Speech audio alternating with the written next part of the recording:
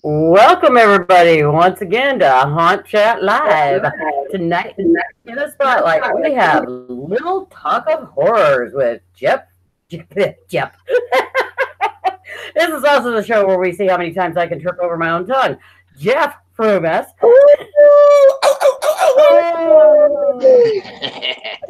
All right, everybody, give a nice warm welcome to the one, the only Reverend Michael the Gravedigger. Hey, how you doing? How you doing? Welcome to season 2, episode 6 of Haunt Chat Live. Yay! As Mistress Laurie told you already, we have Jeff Frumas from Little Talk of Horrors and a whole bunch of other things, as you saw in my promo that I did. He does all kinds of stuff, pretty prolific. So we're gonna get on. And Jeff, my man, Jeff, how you doing? How you doing? I'm doing great. It's hard to talk. It's hard to talk these teeth, but you gotta do what you gotta do. You know what I mean? It's just the way it is. That's right. I totally get it. Yeah, these teeth, it's hard to talk with them too, so I take them out at night, put them in a little glass, Your producer, Mike Ross, he's a great guy. You're really employing good people over there, Mike. Yeah, well, he's kind of a jerk most of the time, but I put up with him because he helps me out with the show. Come on. Watch how you talk about my other husband. Anyway, we're not here to talk about me. We're here to talk about you and your show. But first, I want to tell all the watchers out there, all you people watching, we are doing the giveaway again, as we've been doing for this season. This month, we are doing a let's see, who are we doing? We're going to do a very cool from Dapper Cadaver. We are doing yes, isn't that nice? It's a Ouija skull from Dapper Cadaver. Now, they are a wonderful company for all your haunt needs and your movie needs and things like that. They got lots of cool stuff. Make sure you check them out. Anyway, so as always, we will ask a question at the end of the show. And first one to email us back at hauntchatlive@gmail.com. With the first one with the right answer will win that awesome Ouija skull. All right, with that out of the way, Jeff Frumas, Little Talk of Horrors. Now, you've only got a couple episodes out there right now that I see, but I know you've entered in the whole first season and it's ready to put out there. So tell us a little bit about Little Talk of Horrors, what it is, what you're doing, where you're going with it, that kind of thing. So, I shot like 37 episodes of the show, but the problem is it just takes forever to do an episode, like actually to edit it, to take out all the ands and ums and and ah and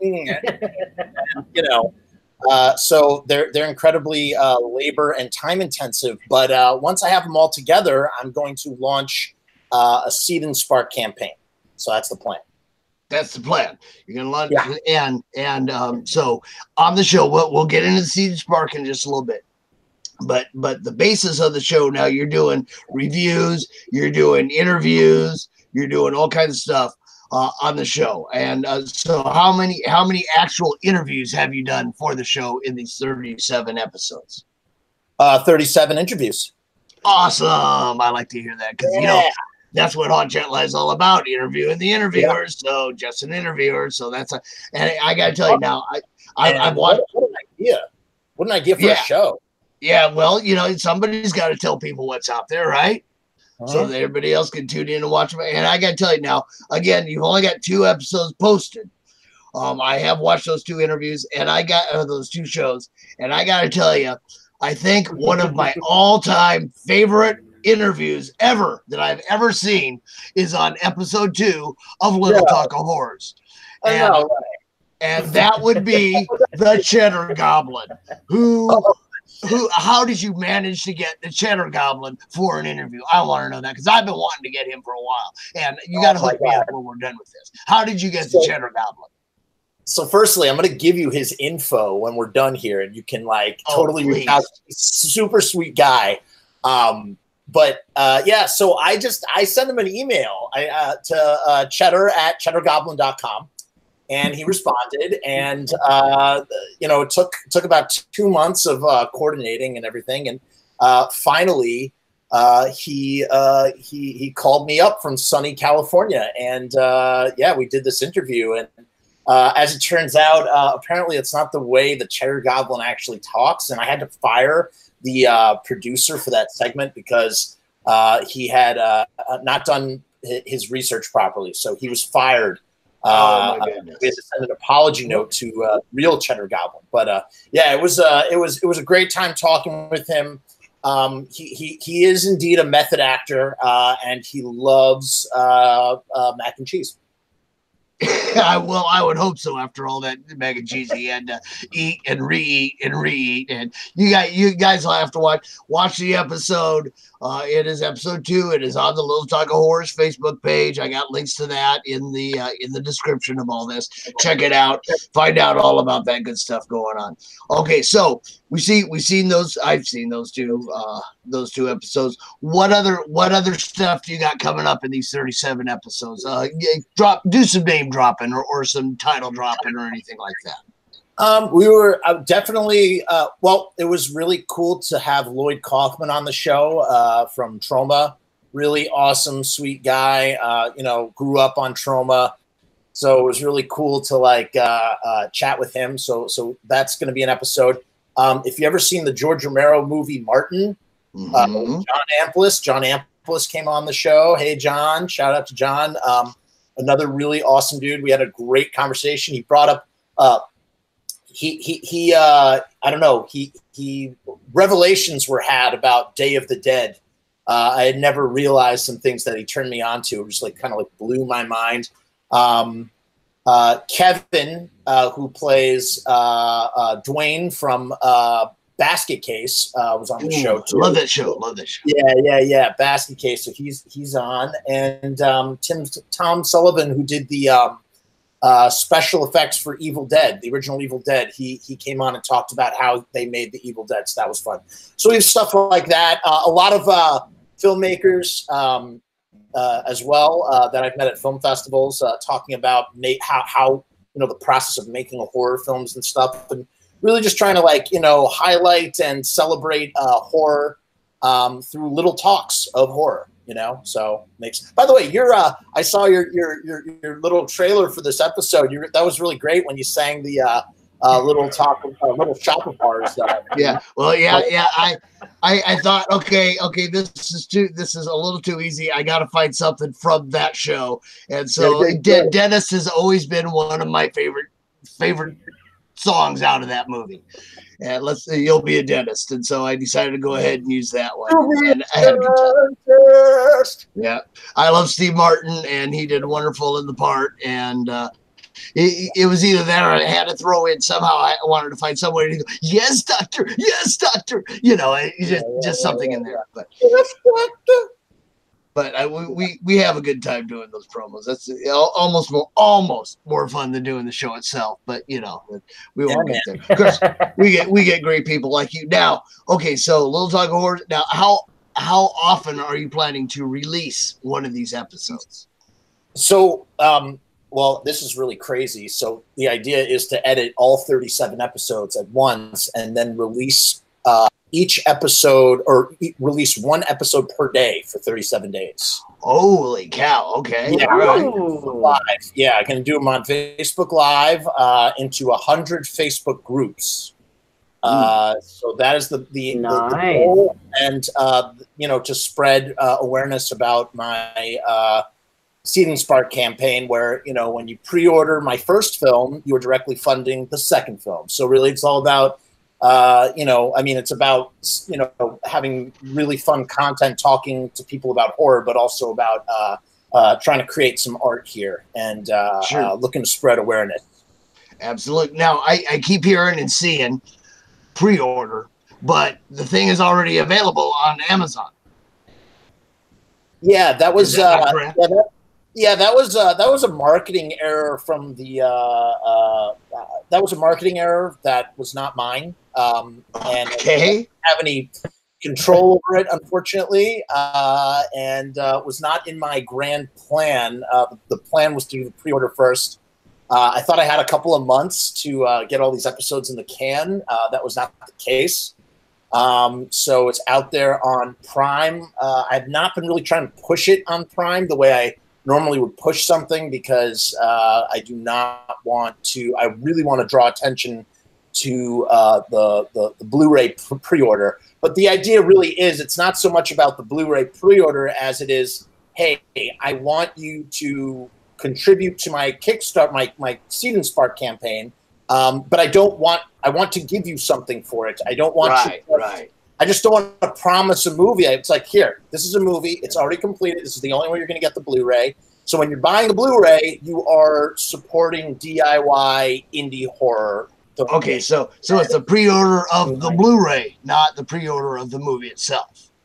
But right, so you pre-order the previous film, and then when the campaign's over, Blu-rays will go out to the people, and whatever money I get will subsidize the budget of my next feature-length film. Gotcha. Okay, so now that we said all that, the movie Romeo's Distress. Now I've seen the trailer for it. Disturbing. I say that in a good way. The trailer is especially the old lady. Yeah. That's my grandmother, actually. That's my again. Nana. That's my Nana. Is it awesome? Good Nana. Yeah, good Nana. She's like 90 years old, and I was like, Nana, it's time that you became a actress. And she was like, all right. And so she's gonna be in my next movie too. She's gonna play a gangster in my next movie that curses like a sailor. So that's the plan. Oh, that's awesome. And of course, your movie's done on a micro budget. Your indie horror is the genre, and you do them on. It's not micro budget. It's like no budget, right? No budget, micro budget, minuscule budget. You listen. At the end of the day, I'm a dude that works a 9-to-5 job, and trying to make horror films. And the beauty of technology these days. That's just the way that we're having this crazy interview from across the country. The beauty of technology is that you don't have to you don't have to buy or rent a 35 millimeter, film camera to shoot a film anymore. You can take a camcorder, or, preferably something better than this, or a smartphone or whatever. And you can shoot a movie. The technology has empowered anybody. And, the one problem with that is you're getting an oversaturation, a glut, if you will, of a lot of mediocre stuff. But then you have people that, might have a lot of talent, or you have people that suddenly are given a voice because of the technology that they never would have had if they needed money to do so.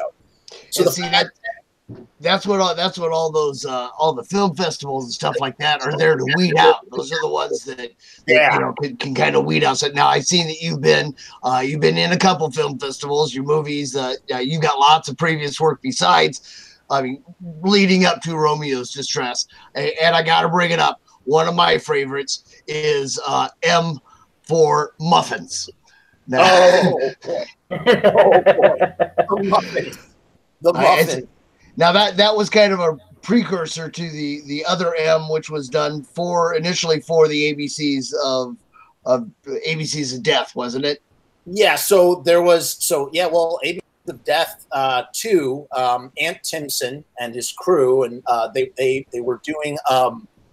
They were doing this thing where, they were calling the filmmakers to make a 3-minute segment to get into the second one, and it was such a fun contest, and there was no limit to the entries. So I ended up making 3 of them, and the last one is called M is for Muffins, and it was based on a meme from Reddit about someone talking about childbirth. And it's really funny, and I just basically adapted that into this voiceover thing, and you can go watch the short. It's on my YouTube channel if you're curious to see the terrible negative side effects of eating too many muffins. Tragic, real tragic. Yeah, and 24 of them in one sitting, I believe it was. Yeah. Those brand muffins are really killer, Well, it's the after effects that really get you. Yeah. Those muffins, they don't. The impact is the word. Impact is the word. So. Well, I'm guessing you may or may not have seen Brazil, the Terry Gilliam movie Brazil. Oh yeah. If you remember the scene in the restaurant when the dude in the background, it just keeps keeps eating while the action's going on at the front, and at the end of it, he puts like one last grape or something and explodes. Oh, you're talking about not I was trying to think. I was like, what do you mean? What's Brazil? You're talking about the meaning of life. You're talking about Monty Python. No, it's not actually Monty Python. It's the movie is Brazil. It's a Terry Gilliam movie. Is it Brazil? It's Brazil. That's the one where she's talking about One More Bite. No, the mom from Who's the Boss? What's her face from Who's the Boss is talking to the guy, and in the background in the restaurant is the dude that, yes, there is a skit about the One More Bite, but they actually use it in Brazil. Watch it. You'll see. No, I was thinking of Monty Python. I gotta revisit that. It is Terry Gilliam, so he's kind of the brain behind it. One of my favorite scenes. One of my favorite scenes. All right, so Romeo's Distress. Let's get back to that real quick. Talk about Romeo's Distress. Give us the synopsis. The synopsis. Some filmmaking advice or writing advice in general. Try and say the plot of your movie in a single, digestible sentence. And if you can't, you're going to have a lot of trouble.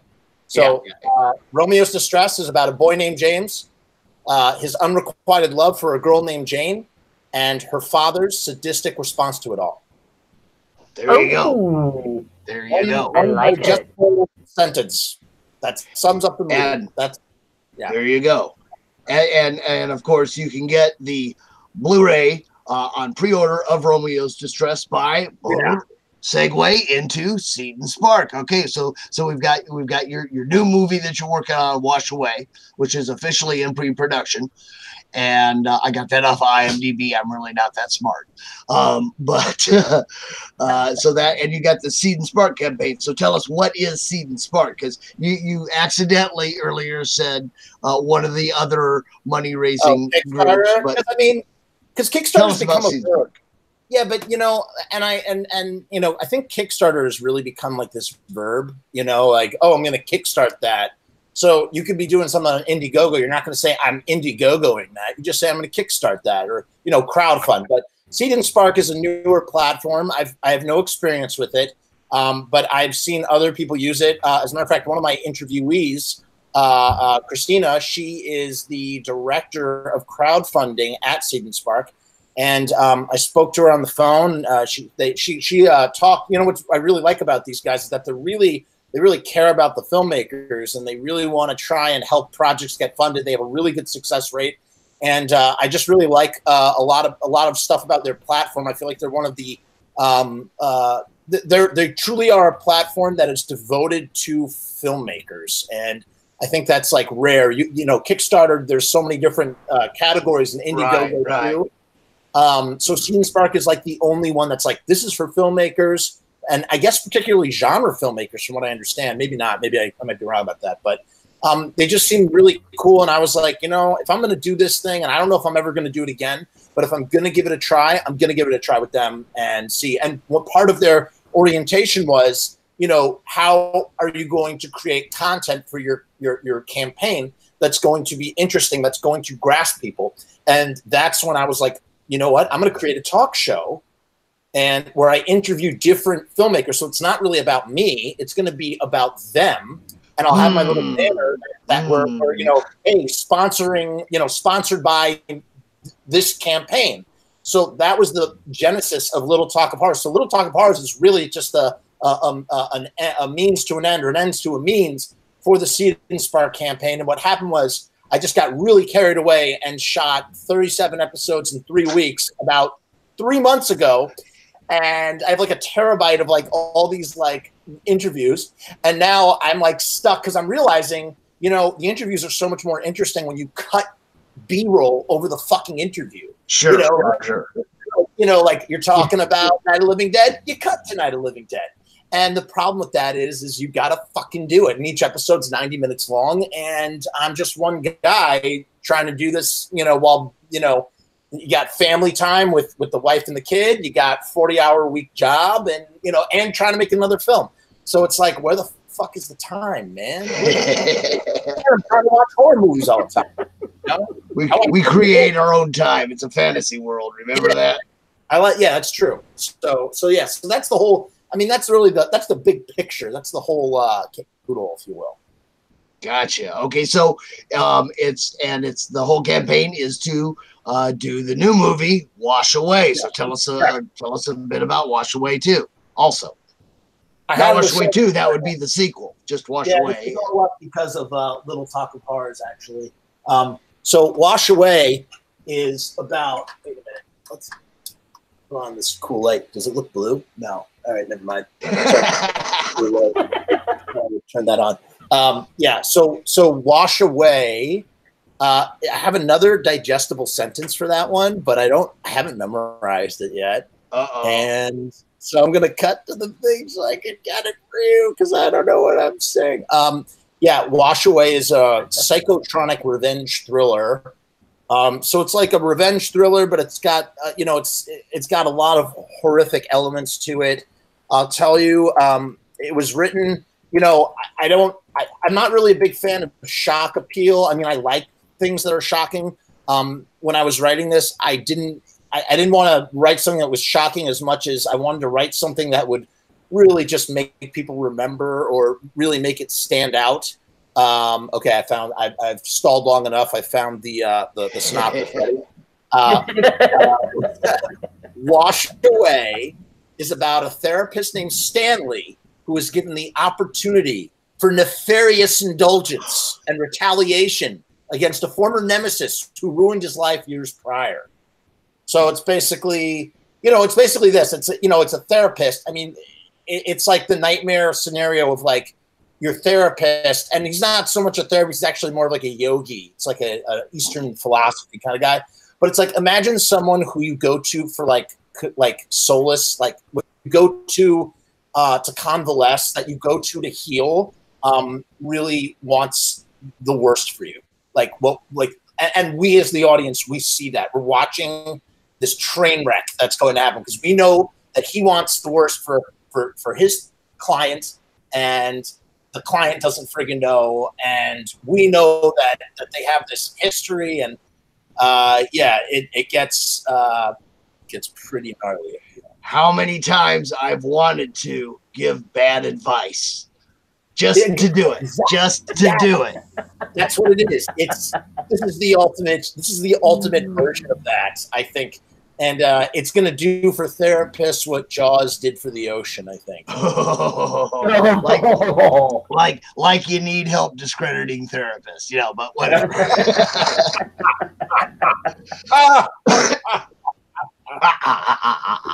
Okay. Yeah, so sorry. Anyway, go ahead. No. This is not about me. We don't have to talk about my therapist, because right. True. Yeah. No, but I'm really stoked, and I just signed a really key piece of crew. Like, I really got this producer guy who I've worked with on Romeo is going to get involved, and I'm really excited about it. And I got this guy Jacob Trussell. Sorry, Jacob, if I'm pronouncing your last name wrong. He's playing the lead, Stanley, and I just really believe in this guy. I think he's going to be great. And man, I'm just really looking forward to making it. We're going to shoot it on weekends, Weekend Warrior style, no budget, probably a couple grand the way Romeo was done. But I mean, hopefully if people donate to this campaign and buy Romeo on Blu-ray, I'll be able to subsidize that. And the more money, obviously, that comes in, the more will go on screen. So well, and you're looking for more people, and as I believe, of course, Wash Away, you can go out to its Facebook page, Wash Away Movie. Again, the link is down below. I did see in there where you were actually announcing that you're looking for actors and what have you.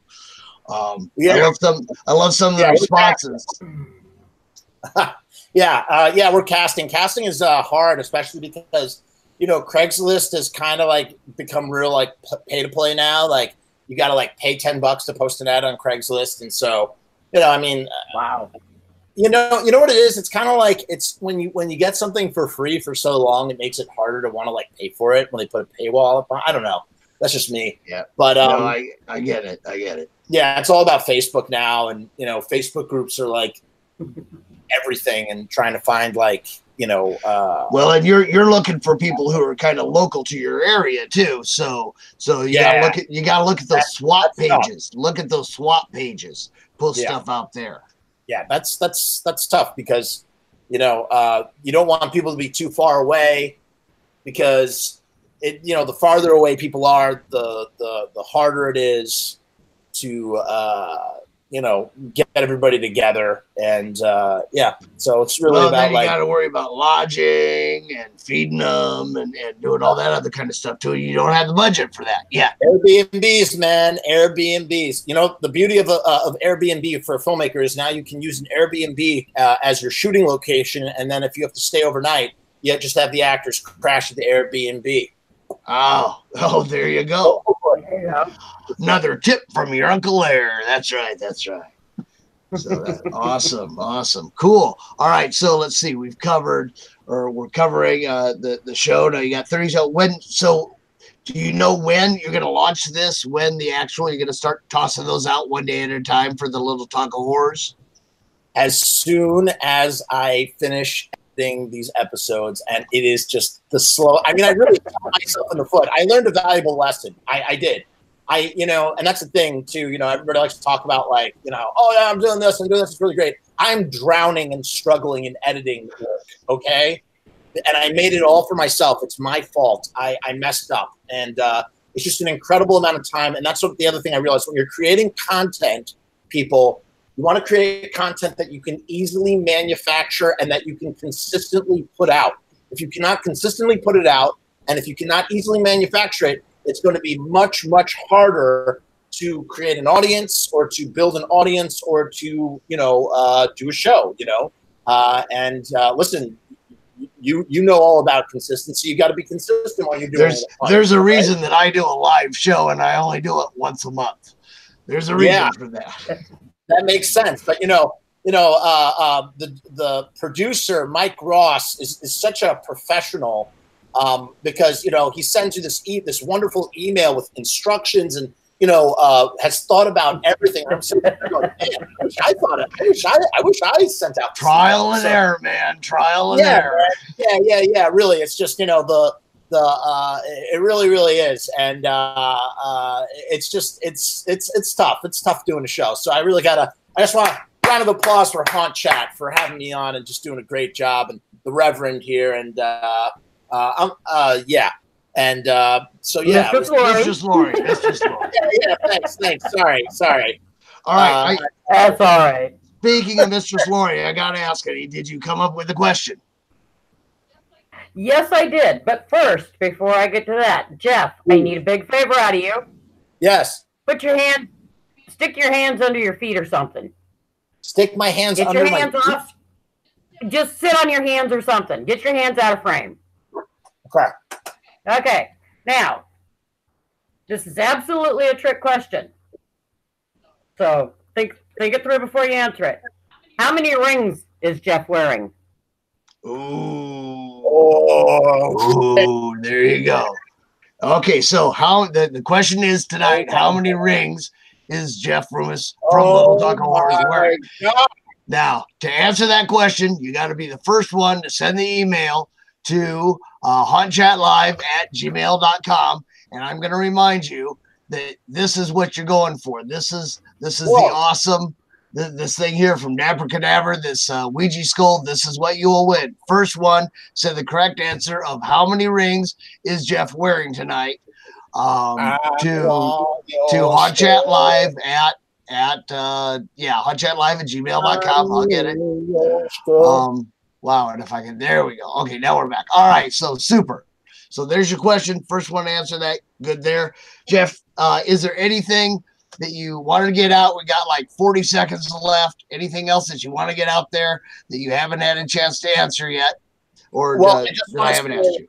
I'm going to say this. My very good friend Mike Lombardo just released his new film on Scream Team releasing. It's called I Am Dreaming of a White Doomsday. It's available on Blu-ray. Check that out. Check out Bong of the Living Dead 2, and check out She Was So Pretty by Brooklyn Ewing, and She Was So Pretty Too, Be Good for Goodness Sake by Brooklyn again, and Max Grow and Daniel, they did Bong the Living Dead, and there's a bunch of great titles that Scream Team releasing, and I think this is so cool. They're like a DIY, they're just a up-and-coming Blu-ray label, and I just think they're really awesome, and I'm very happy for all those guys. So go over there and check them out, people. They're friggin' awesome. Look at you taking the time for promoting yourself, and you're promoting other people. I like you, man. I like you. That's a good thing. It's all about all of us together. Thank you, everybody, for joining us for season 2, episode 6 of Haunt Chat Live. Next month, that would be what is it? So December.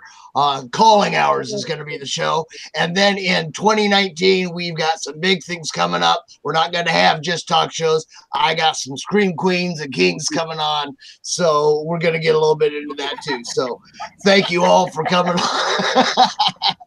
Again, our guest has been Jeff Frumis. Little time, you'll poke your eye out. God, oh no. Thank you, folks. And you know what, everybody? It's been a blast.